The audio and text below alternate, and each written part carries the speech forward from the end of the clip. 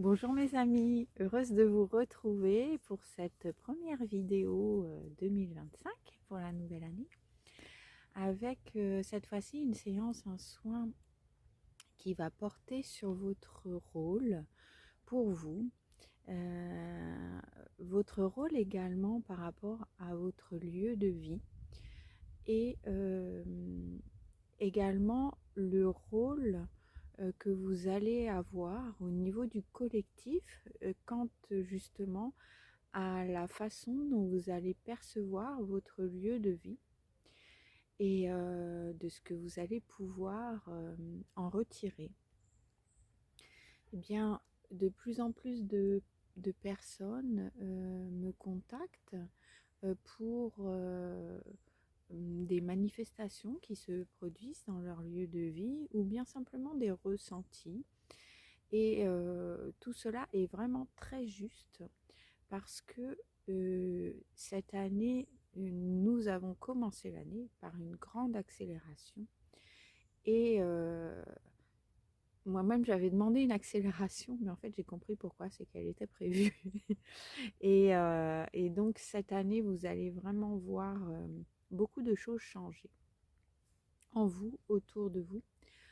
En vous, parce que bien sûr, cette quête de votre identité propre va beaucoup évoluer.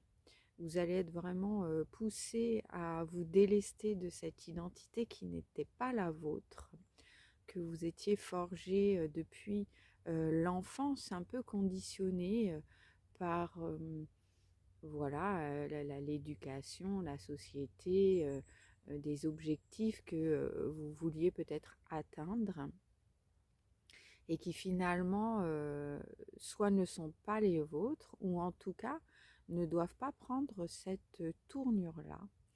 Et bien cette identité à laquelle on a pu, euh, envers laquelle on a pu créer des liens d'attachement, bien évidemment, euh, on est amené vraiment à s'en délester et à se libérer de tous les schémas qu'elle pouvait nous emmener à suivre ou à prendre pour des vérités, à sortir de certaines croyances, de certaines pensées, parce que finalement, on s'aperçoit que dans cette identité-là qu'on a pris pour nôtre, mais qui est fausse finalement, eh bien, on ne peut pas avancer, en tout cas avancer en quiétude, en harmonie et dans l'épanouissement et dans la facilité. Et donc toutes ces choses qu'on rencontre et qui ne sont pas évidentes viennent simplement nous dire que notre chemin est ailleurs, que notre identité est autre. Et donc la vie, c'est cette quête de retrouver son identité propre qui va nous permettre bien évidemment d'avoir une évolution positive, de ressentir beaucoup de quiétude et d'être dans une parfaite harmonie dans tous nos choix et dans nos relations et, euh, et dans notre approche même de ce que l'on reçoit. Il y a aussi beaucoup en ce moment l'acceptation du recevoir inconditionnel. Euh, le donner a toujours été une priorité, pour certains en tout cas, pour beaucoup. Mais le donner à soi, ça c'est une priorité. Donc on réapprend cela, on réapprend les limites saines, à poser des limites saines. On réapprend bien sûr, tout cela fait référence vraiment à notre pouvoir intérieur, hein. Donc c'est la reprise du pouvoir intérieur. On arrête de subir, on dit stop. Personne fait de mal à personne, hein. C'est qu'on a quelque part autorisé les choses. Et donc, si on veut sortir de ça, c'est reprendre son pouvoir. Donc, finalement, cette quête d'identité va nous permettre de reprendre le plein pouvoir. Pourquoi? Parce qu'on va se connaître. On va se débarrasser de tout ce qui n'est pas nous. Et donc, on va se permettre vraiment de décider, de choisir uniquement ce qui est bon pour nous et qui va nous guider vers le meilleur, justement, hein. on va complètement laisser de côté, parce que si on les reprend, les schémas qui nous disaient, eh ben, tiens, je sais pas, pour gagner de l'argent, c'est marche ou crève, bah, ça c'est terminé ça. Donc le marche ou crève, si on le maintient, eh bien, on va bien sûr avoir des problèmes, des symptômes physiques, des maladies qui vont se développer, on va avoir des problèmes relationnels, enfin, tout va s'en mêler pour nous dire, mais bon sang, arrête. Bon sens, ouais, d'aller dans le bon sens. Et, et donc, pour vous en revenir aux lieux de vie, eh bien, les lieux de vie aussi nos lieux d'habitation vont venir quelque part nous aider également sur le chemin. Et nous, en allant aider nos lieux de vie, nous allons permettre au collectif, ainsi qu'à nous-mêmes, de nous élever, d'élever nos vibrations et d'élever les vibrations du collectif. Je m'explique encore. Voilà, en fait, il y a avec cette accélération, beaucoup de personnes vont avoir de plus en plus de ressentis sur leur lieu, de manifestations. On peut avoir des objets qui bougent, on peut sentir des présences, on peut avoir des endroits dans la maison qui sont plus propices aux disputes que d'autres. Et donc on va commencer à poser son attention là-dessus. Et si on ne veut pas poser son attention là-dessus, bah, les manifestations vont se renforcer. Bien. Alors ça vient simplement nous dire qu'il y a des mémoires sur les lieux qui ont besoin d'être réinitialisées, d'être réactivées avec des fréquences beaucoup plus hautes. Il y a des passages à faire. Alors, on parle beaucoup de passage d'âme. C'est OK pour moi. Passage d'âme pour le vivant et puis pour ceux qui sont déjà sur d'autres fréquences et qui ne sont pas les fréquences peut-être les plus hautes pour le moment. Mais peut-être que ces âmes-là, si on doit les appeler comme ça, ou ces énergies-là qui sont stagnantes, elles peuvent être là également tout simplement pour permettre, parce que c'est leur rôle aussi, de permettre au lieu où vous êtes de faire venir quelqu'un qui va... Alors bon, je ne sais pas si tout le monde le fait, mais en tout cas, moi c'est comme ça que ça se passe, qui va pouvoir, en venant avec ce prétexte, en fait ça va être un prétexte à réharmoniser carrément les sols et les mémoires des sols. Et c'est très important parce que il y a pas mal d'endroits où les fréquences qui ont été comme déposées dans les sols sont des fréquences très basses et ça, certaines fois, ça s'est parfois cristallisé. Et ces fréquences très basses ont quelquefois fermé des portes, bloqué l'activité de certains vortex. Et donc moi je suis amenée sur certains lieux, alors des lieux publics aussi, hein, à redémarrer justement des vortex et à aussi reconnecter des points énergétiques pour rouvrir des portes et des portails. Ce qui permet vraiment, pour faire ça, en général, je fais redescendre également, je fais remonter tout ce qui est décristallisé, tout ce qui est trop basse fréquence, et je réactive avec des fréquences beaucoup plus hautes. Ce qui permet énergétiquement de déjà débarrasser le collectif de pas mal de mémoires ancestrales qui sont souvent dans des fréquences justement un peu trop lourdes. Donc déjà, ça soulage le collectif. Et puis le fait de réactiver ces portes, portails et vortex, évidemment, ça aide beaucoup la Terre et beaucoup le collectif à recevoir, à faire circuler toutes ces énergies-là. Et donc, c'est pour le meilleur pour tous. Voilà. Donc, certaines personnes viennent de plus en plus, donc comme je vous le disais, vers moi à ce propos, hein, parce qu'il y a des manifestations et donc je viens, ou je le fais à distance également, ça fonctionne très très bien à distance. Et ça peut être également pour que les personnes qui sont dans l'habitation reçoivent aussi ces fréquences hautes parce qu'elles ont aussi un passage ascensionnel à faire. Il y a aussi un passage d'âme pour elles. Alors, je vais m'interrompre 2 petites secondes parce que je suis dans la forêt et là, je vais avoir la visite d'un chien.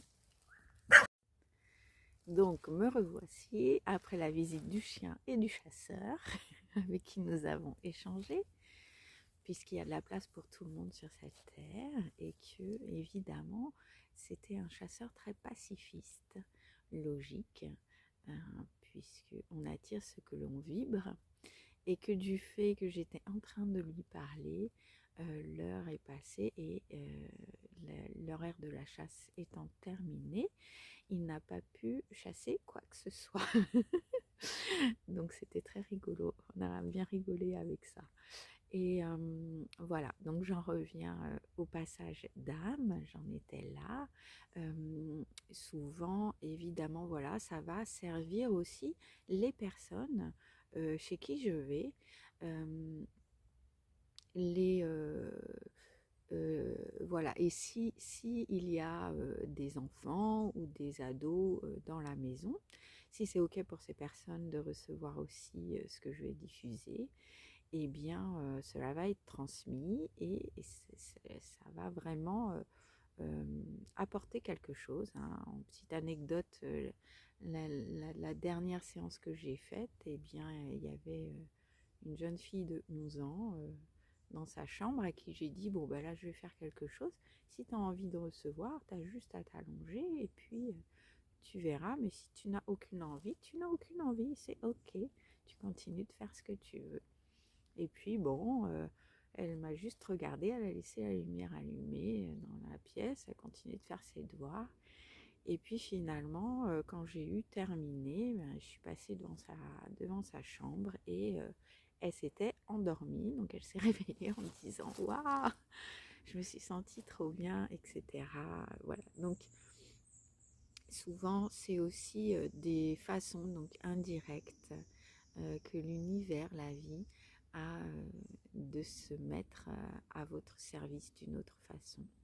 C'est évidemment pour les passages d'âmes qui sont là, mais il y a des âmes aussi qui restent ici avec toute leur bienveillance, qui ne partiront pas, et puis d'autres qui sont, voilà, amenés à devoir quitter les lieux, mais voilà, ça aura, leur rôle sera d'avoir créé cet espace de passage pour nous aussi. Et comme également je transmets beaucoup d'enseignements, puisque ça aussi je le diffuse moins, mes capacités de médium, donc là je vous en parle un petit peu plus.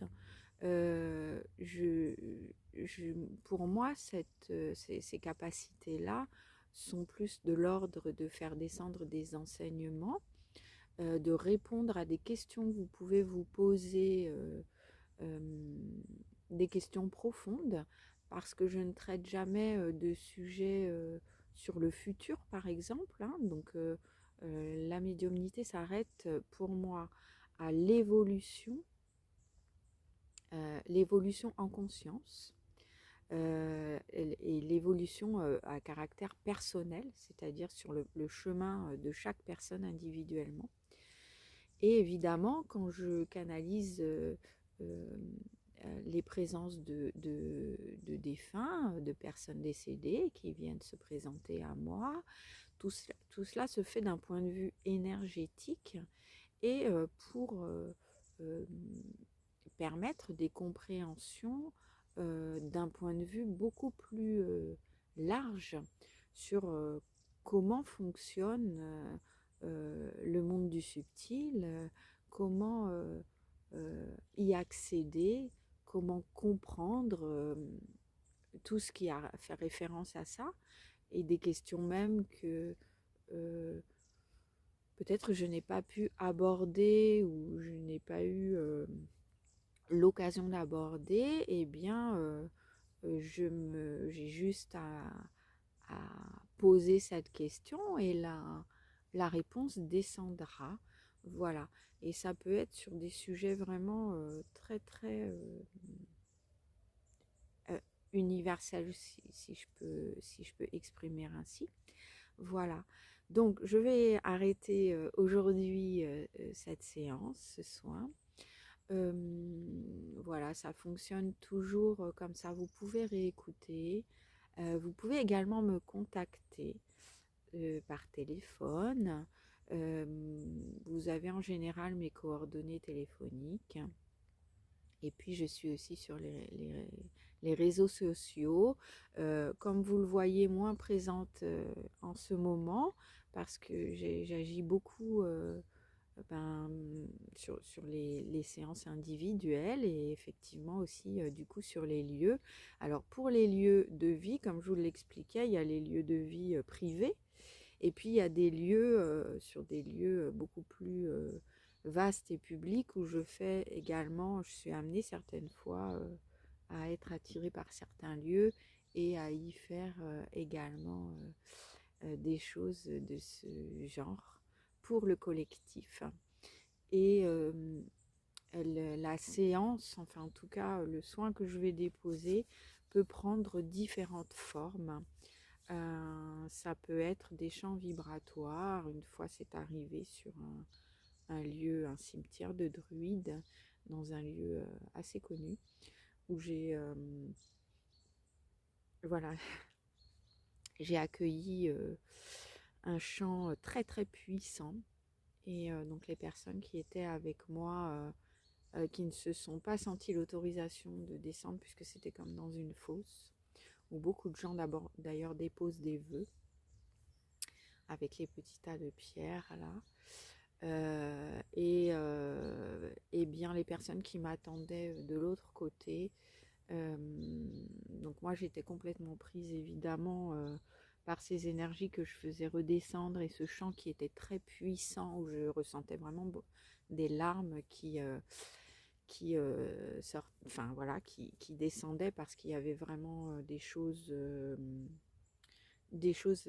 assez voilà, lourdes à défaire, mais moi je n'ai jamais aucun ressenti de lourdeur. Je sais, je peux avoir des images ou mais je n'ai aucun sentiment associé, comme quand je fais les séances d'ailleurs sur les personnes. On peut avoir voilà comment ça s'appelle, des épurations comme ça, des nettoyages. Même moi j'aide hein, au niveau individuel. Hein, et quelquefois voilà ça m'arrive de pleurer. Mais c'est ok, j'aide simplement le surplus à passer. Et là donc sur ce lieu, donc j'étais très très prise par ce chant, j'avais même pas le tambour, rien, c'est arrivé comme ça très puissamment. Et les personnes qui étaient de l'autre côté m'ont dit mais tu n'as rien senti, tu n'as rien vu. Et bien moi comme j'étais prise dans mon truc, ben non, mais en fait tous les arbres se sont mis à vibrer très très fort. Mes amis ont cru que c'était une grosse averse qui arrivait et que ces vibrations, c'était la pluie sur les branches, mais en fait, il n'y avait aucune pluie et ça s'est amplifié et vraiment les arbres venaient à l'unisson. Donc il se passe vraiment beaucoup de choses très, très belles, hein, très pures et qui viennent vraiment nous aider sur ce chemin pour que la Terre et que nous soyons tous à vivre des expériences épanouissantes et belles. Donc je suis très très heureuse d'y participer, vraiment très heureuse et honorée aussi. Au début ça fait c'est un peu étrange quand on découvre qu'on peut faire ces choses-là. Et puis on laisse faire et les choses peuvent prendre différentes facettes, différentes façon de se présenter, y compris dans les séances. Donc moi, je suis toujours en accueil. J'y vais toujours comme ça. Euh, je sais que s'il doit se passer quelque chose, je mets en accueil et je laisse complètement faire ce qui doit être fait. Et, euh, et je sais que c'est ok comme ça. Et voilà. Et donc je suis enchantée. Et enchantée aussi de partager ça avec vous parce que c'est très important aussi de pouvoir accueillir ça tel que c'est en chacun. Sortir un peu des protocoles et des choses très cadrées parce que c'est ce qui permet aussi d'accueillir notre propre évolution et, et tous nos potentiels, de les laisser naître et de les accueillir. Voilà, je vous envoie beaucoup d'amour et contactez-moi pour n'importe quelle question. Je serai vraiment très heureuse d'y répondre en public ou en privé. Et donc je vous envoie beaucoup d'amour et je vous fais plein de gros bisous. Je vous dis à tout bientôt.